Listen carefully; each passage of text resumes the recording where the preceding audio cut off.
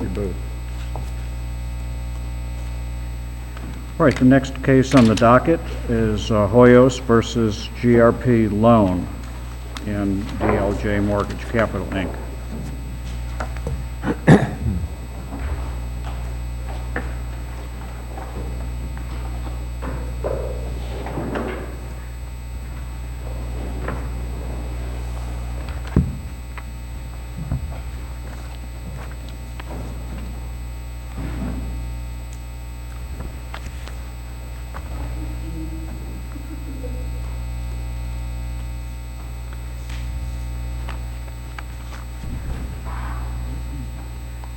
Would you like to pour some water for your justice? Concentrate on the call. Are you able to get one of these? You know what? Can you get mine these? Couldn't the other day and I Oh. can't. I haven't tried this one. I have this all downloaded. Are you ready? Good morning. May it please the court. Melissa Alfonso, along with Adam Sudbury, on behalf of the appellants SELENA and ALBERTO HOYOS. Your Honors, this is a appeal of a final summary judgment of a mortgage foreclosure case. And between the briefs and what has been cited and argued, there are essentially three questions that need to be answered. And the first is when did this final summary judgment become effective? The second question is whether that final summary judgment is void.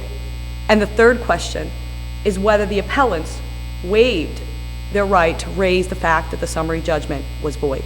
How long are your folks still in the house? It's my understanding that they are, Your Honor. Yeah. How long's that been?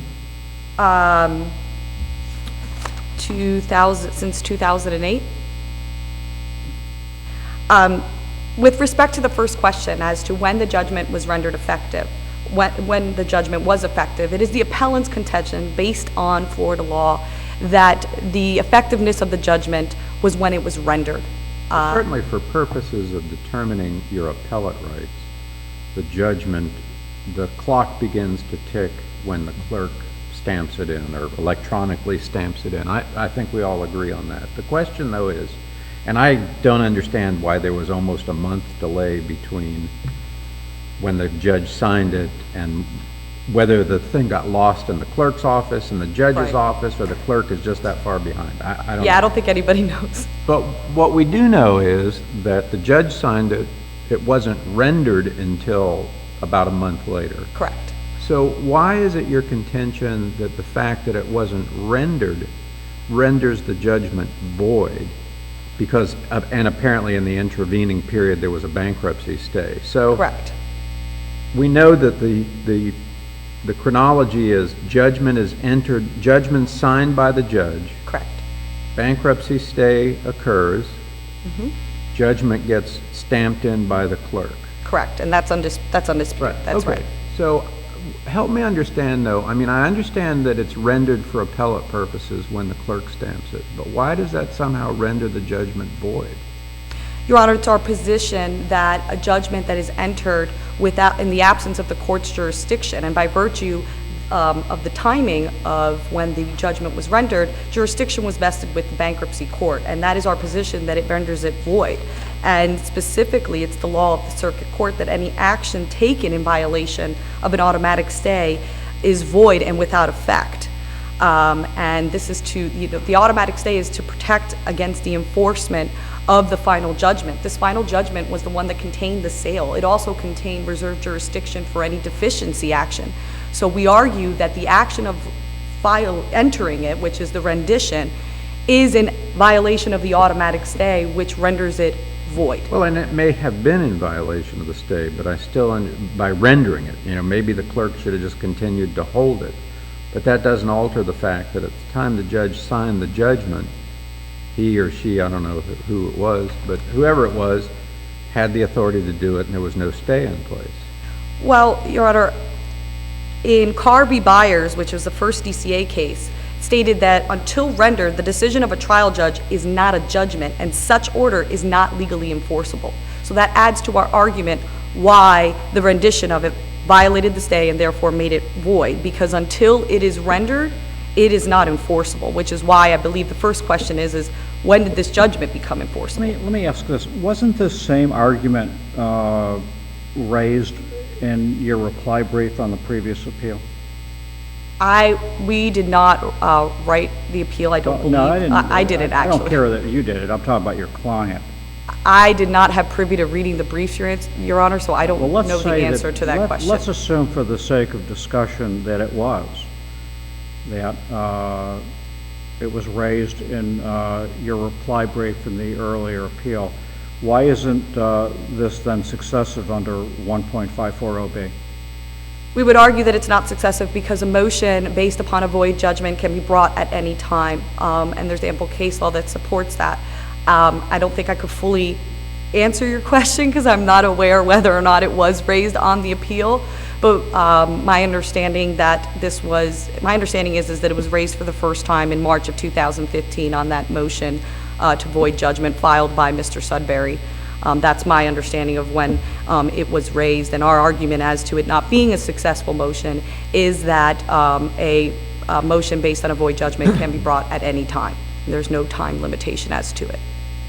Let me ask this question, so I'm not quite sure what the appellant accomplishes in this. You're not challenging the summary judgment hearing because the stay was not in place then. The judge heard argument, made a decision on the summary judgment motion.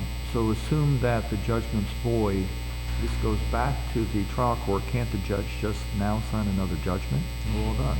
It would be our argument that they would have to refile a motion for summary judgment. Why? That's just my understanding of how the procedure would go. And also the appeal, I believe, the issues as to were raised with regards to fraud upon the court as to assignments is what my recollection is. But again, I don't recall whether or not the full entirety of the summary judgment was attacked on appeal. I wasn't privy to reading those briefs. So if the trial judge heard argument about all of that, made a ruling verbally that I'm going to grant the motion for summary judgment, send me a final judgment, why can't the judge just now, if this goes back, get a new final judgment, sign it, and we're all done? Well, there is no evidence that there was an oral announcement of the judgment in this record. It's just... We know that it was signed. We know that it was signed. We have better evidence than that. We have evidence that the judge signed it before the bankruptcy was filed. Correct, but we go back to our argument that it's rendition that makes it enforceable. So whether or not the trial judge signed it... You said there was no record evidence that there was any oral ruling. We have better evidence than that. We have a written judgment. Correct. I was just directing the question that was phrased that it was, there was an oral pronunciation, which I think is what the appellees have recently filed as their supplemental authority cite to. And in this case, we don't have any oral pronouncement. We do have a signed judgment. You are correct. But our argument is that it wasn't enforceable until it was rendered. Is there a difference between the judgment being void and the judgment being enforceable? I think it goes hand in hand. If it's void, it's not enforceable. If it's not void, it's enforceable. Unless it's found to be voidable. You could have a perfectly valid, let's assume that the chronology was just a bit different. Okay. You have the final judgment is entered, Okay. it's rendered by the clerk, and before the sale occurs, they file for bankruptcy. And there's no question in that scenario that the judgment is perfectly valid. It's just not enforceable because of the bankruptcy stay. Well, the provision of the judgment as to the sale wouldn't be enforceable. Because once the bankruptcy is dismissed, the court can reschedule the The whole thing's sale. not enforceable, but it isn't void. In that scenario, you are correct. I'm just trying to understand that are we conflating the ideas of a void judgment from an enforceable judgment? I don't think anybody disagrees with the idea that the bankruptcy court had to do something to allow the enforceability of this. But I'm not sure that necessarily answers the question, because I don't know that I equate a void judgment with an enforceable judgment, because as in the scenario I just laid out, there'd be no question that the judgment was a valid judgment. It's just not enforceable while the stay is in effect. Right, in the scenario that I would agree with that scenario, that you're correct in that point, yes, in that scenario. But we have a different scenario here. Right, but again, it comes back to the idea is, what is it about the order of things happening here that renders the judgment void? Maybe it wasn't enforceable. They couldn't go ahead and have the sale and all that, which apparently they didn't. But why does that render it void? In U.S. v. White and citing Borg Warner Acceptance Corporation, as well as Fiddler's Creek LLC, they all state and stand for the proposition that the circuit court takes any action in violation of a stay, it is void and without effect. So that's where we take the basis, is from that point of I understand law. the idea that, probably what should have happened is that the clerk should not have stamped the judgment in, but that can't alter the fact that it had already been signed. So if we agree it wasn't enforceable, I'm still trying to understand why the act that we all agree occurred before the bankruptcy sale, the judge signing the judgment, why somehow that transforms it into a void judgment as opposed to simply an unenforceable one. We would state that in the In re Newgate Gulf Incorporation case, it says that orders entered by a state court simply are examples of what renders it unenforceable and without effect because it is void.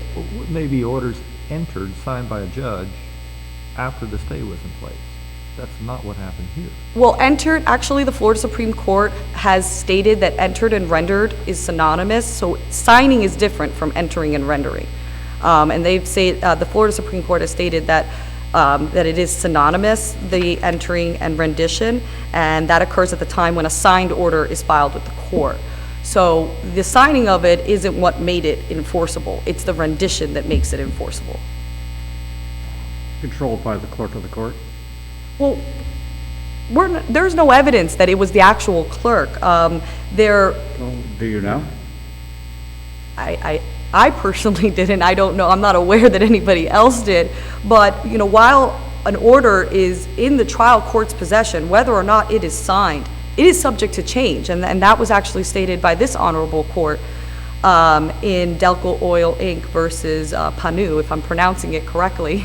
So there is no evidence as to why that month delay occurred. It's in the possession of the judge. It could have been maybe the judge. Well, you don't even know that. We don't know, but we don't know it was the clerk who just held on to it and it, slipped under some files and it just didn't get stamped. There is no indication, or has there been any, well, I'm not aware if there was any investigation, to be honest. So, I would like to reserve my remaining time for rebuttal, Your Honors. Very Thank well. you.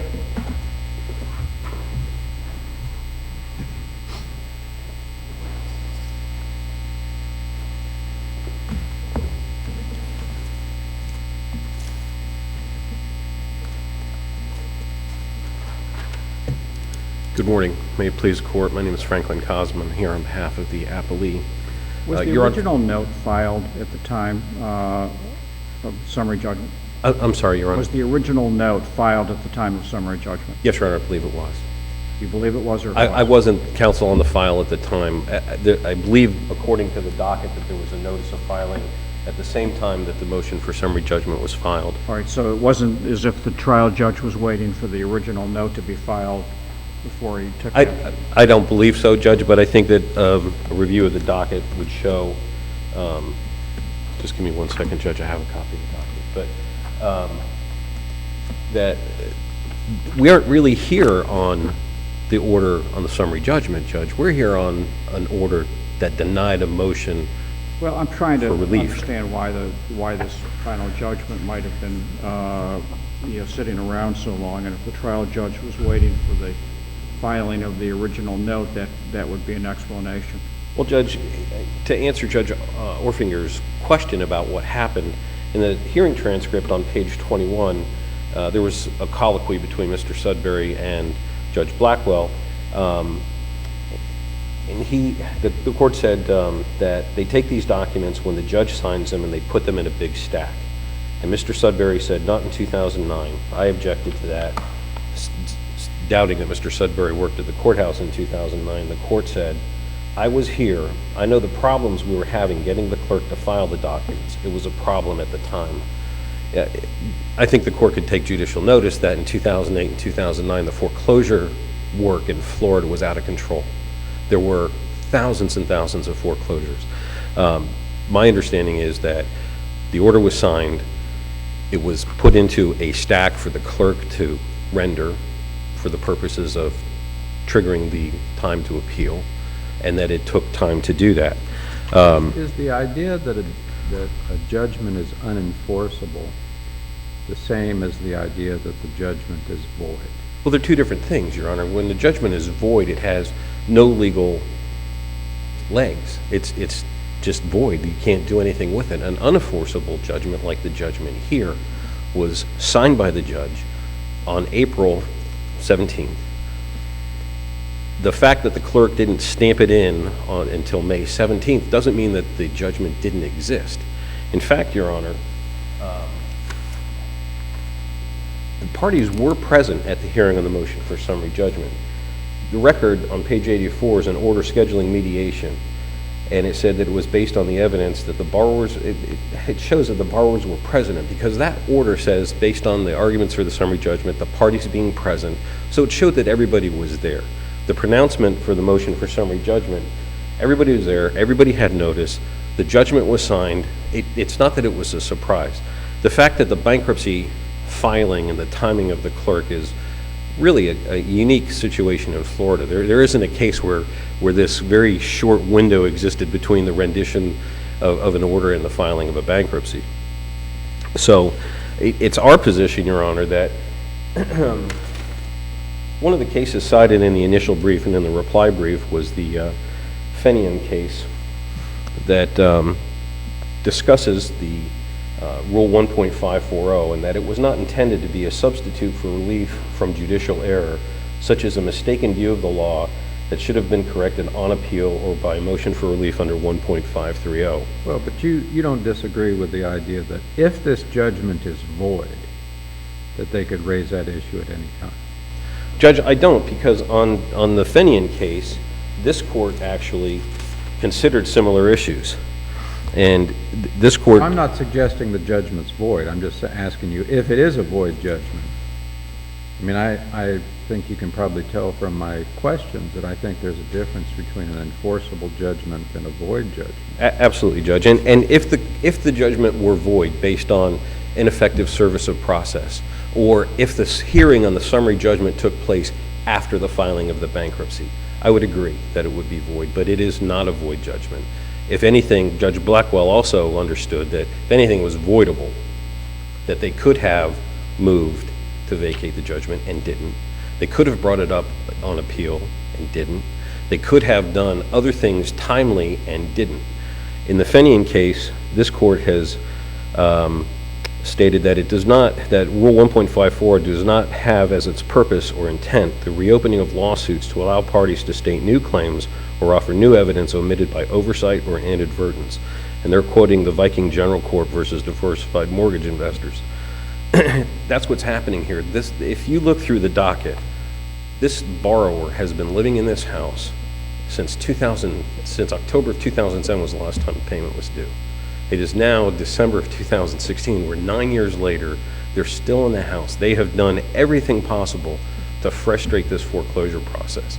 This 1.540 motion is a Hail Mary pass at the last possible thing that they could do to try and reverse this. And what happens? This gets remanded down to the trial court, and either we ask Judge Blackwell to enter a new final judgment. I don't think we have to refile the motion for summary judgment. I think we just ask her to re-enter final judgment. If not, another motion for summary judgment, or worst case scenario, a trial. But it prolongs the inevitable. We're going to be getting to another final judgment at some point in time. Under that theory, we don't rule on any foreclosure cases, do we? I'm sorry, Judge? Under that theory, we don't rule on any foreclosure cases. I mean, eventually in these foreclosure cases, there's a certain inevitability, but that's neither here nor there. Do you know whether this issue was raised in the reply brief of the earlier appeal? Your Honor, I don't recall. I think it was. I believe it may have been, but I don't want to mislead the court. I don't have that brief with me, but I did participate in that appeal, and that prior appeal was also not an appeal of the final summary judgment. That was an appeal that was based on a denial of a motion for rehearing or reconsideration. So they didn't timely appeal. They were clearly aware that this bankruptcy took place. The appellants have been represented by a number of lawyers throughout this procedure, and whether through their own representing themselves and being unaware, or other lawyers not picking up on this, under 1.540, even Judge Blackwell indicated that, under, issues that are just to the parties, it's unjust at this point, 9 years down the road, to look at a judgment and claim that it's void when it was really unenforceable. Did they receive a discharge in bankruptcy from personal liability for this debt? I'm not aware, Judge. They may have, but I don't know. They filed 3 bankruptcies. There was one in 2000. And the reason I ask is if we rule in your favor, you sought attorney's fees. And if they received a discharge, I don't know if you're entitled to it. And that's why I asked the question. Well, Your Honor, in the last appeal, we asked for our attorney's fees, and that was granted. And there's a final judgment that was entered and not appealed. On the previous appeal, there's a final judgment for $19,000 against the appellants. So my position would be that it's not an issue on appeal here. We've asked for our fees. He hasn't, opposing counsel hasn't objected based on that issue. And based on the court's ruling previously that we would be entitled to our fees. And would the fees be part of the judgment for foreclosure, include the principal interest? No, Judge, it would be there would be a separate hearing at the trial court. This court would find entitlement, then we would have to go and prove what our fees were, which is what happened last year in the prior year. And they could raise, if there's some discharge issue, they could raise it at that time with the trial judge. They can, Judge, and quite, to be candid with the court, if there is a discharge, we certainly wouldn't go after something we're not entitled to. Judge, I would just like to remind the court that, this matter comes here with a presumption of correctness, and that the appellate court is bound to sustain findings of fact made by the trial court on disputed issues of fact. Here, Judge Blackwell entered an order indicating what her findings were, that it wasn't that the day that the judgment was entered, it was also the day that it was rendered, and I can give you the record citation for that. It would start on page 339 of the record. She believed that it was unjust at this point in time and that the judgment was voidable. Again, Judge, we don't believe it was void. If anything, it was voidable and certainly unenforceable once the bankruptcy was filed. And to be clear, the appellee took no actions from the time that the bankruptcy was filed until it was dismissed, other than to cancel the foreclosure sale. So there was no action on the part of the appellee to try to enforce the final judgment. There was nothing that was done other than the ministerial act in the court of docketing in the order.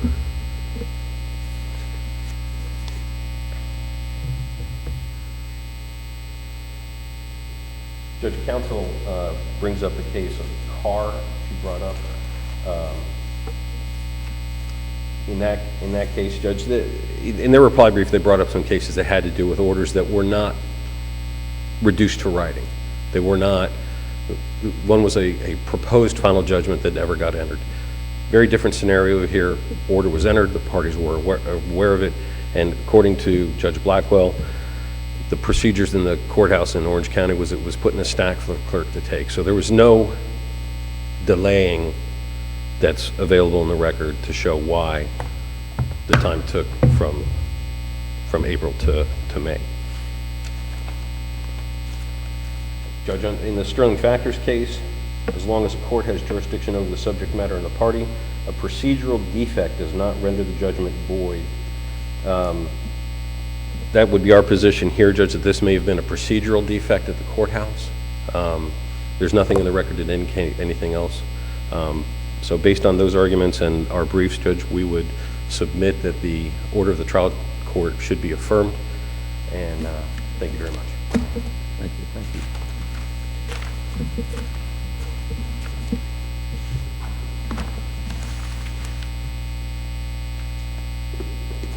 May it please the court. As to one of the initial questions asked in the beginning of Appelli's argument with respect to when the original note was filed, I wasn't able to look at it because I can't have internet connection here, but I did look up my... Well, you're in good company, neither can we. Well, and I recall in my review, specifically last night, the notice of filing the original note was actually filed on the same date that the judgment was rendered. So while the Honorable Judge Blackwell might have made the comments and there was some exchange as to the courthouse and the clerk being overworked, that could be a possibility, but I think it's more so, and we don't have record of it, that evident by the fact that a notice of original note and mortgage wasn't filed to the day it was rendered. So I think that kind of goes more to the evidence that the court wasn't equipped with what it needed to enter and render that Not judgment. what it needed, what it wanted. Well, I believe that an original note is also needed. And I think that goes back to what I said earlier, that while the order is in the trial court's possession, whether it's signed or not, it can be changed. And this fact of the original note and mortgage being rendered on the same day, filed with the clerk on the same day of the judgment, that looks more likely as being the reason. With specifically as to void, it was void because there was no jurisdiction. The jurisdiction was with the bankruptcy court, and that's where the focus needs to be placed on. I know there's a lot of how long this case lasted and the efforts of the appellants and what they could have done and what they should have done. Yes, they had multiple lawyers. They all filed different motions. They all, apparently based on their motions, had different viewpoints as to what relief needed to be sought. But the main focus needs to be that it's the black and white law where when a judgment is rendered at the time of an automatic stay, it is without effect, it is not enforceable, it is void. And a void judgment can be brought at any time. The appellees raised this issue that it's more voidable because of a procedural defect. But in the case law cited in support of that, there's really no definition or explanation as to what this procedural defect was. And they base it on the fact, as emphasized, that it was, the clerk just failed to stamp it and filed it with the clerk, on the docket because at that time foreclosure cases in Orange County were, they were overloaded. But Well, wouldn't the reasons for the recording of it really not relevant to this? Your point is that since it was recorded with the clerk after the bankruptcy stay, it doesn't matter what the reason, that renders it void. yes, that is my main point. I don't think we need to go anywhere further. I'm just addressing the issues that have been raised by the appellees, that I don't think that this was a procedural defect. By virtue of the notice of original note and mortgage being filed on the same date the judgment was entered, it could very well be that that's what the judge was waiting for, and the judge was holding on to the judgment for that purpose. So we don't have evidence here that it was necessarily a procedural defect. We don't know if it was the clerk's fault. We don't know if it was necessarily the judge waiting for the original note and But mortgage. we do know it was signed before the bankruptcy. We do know that. That is correct. That is correct. I have nothing further. Thank you. Thank you both. All right, we will be in recess.